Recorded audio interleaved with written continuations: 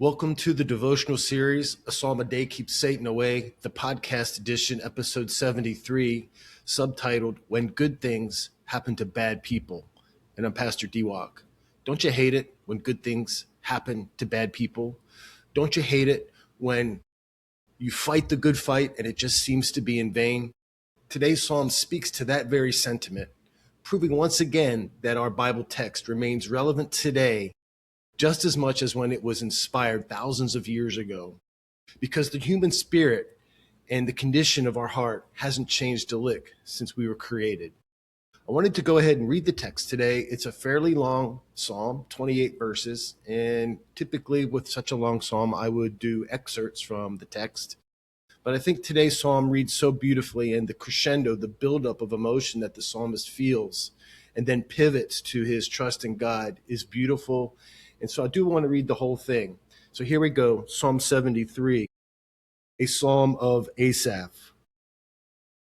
And the psalm starts with a hopeful conclusion to this lament.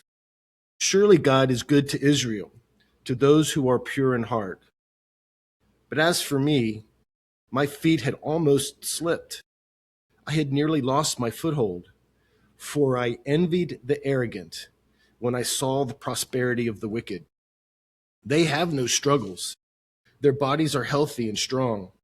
They are free from the burdens common to man. They're not plagued by human ills. Therefore, pride is their necklace. They clothe themselves with violence. From their callous heart comes iniquity. The evil conceits of their minds know no limits. They scoff and speak with malice. In their arrogance, they threaten oppression. Their mouths lay claim to heaven, and their tongues take possession of earth. Therefore, their people turn to them and drink up waters in abundance. And they say, how can God know? Does the Most High have knowledge? This is what the wicked are like, always carefree. They increase in wealth.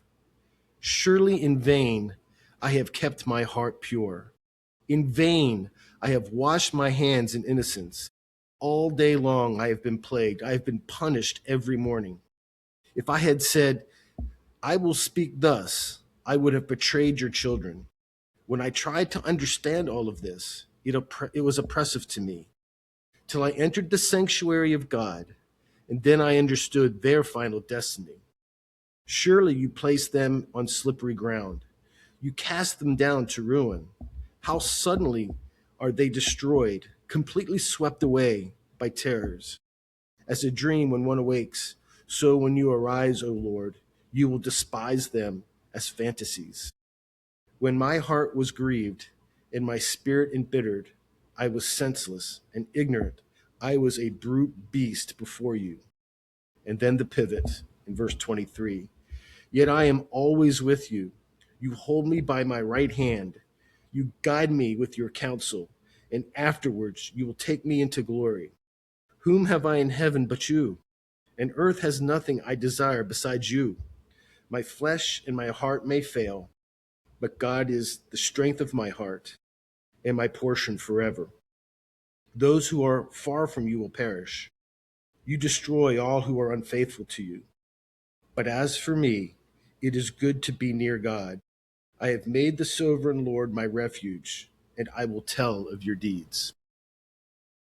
The psalmist admits that he's tempted to throw in the faith towel. As for me, my feet had almost slipped, and I nearly lost my foothold.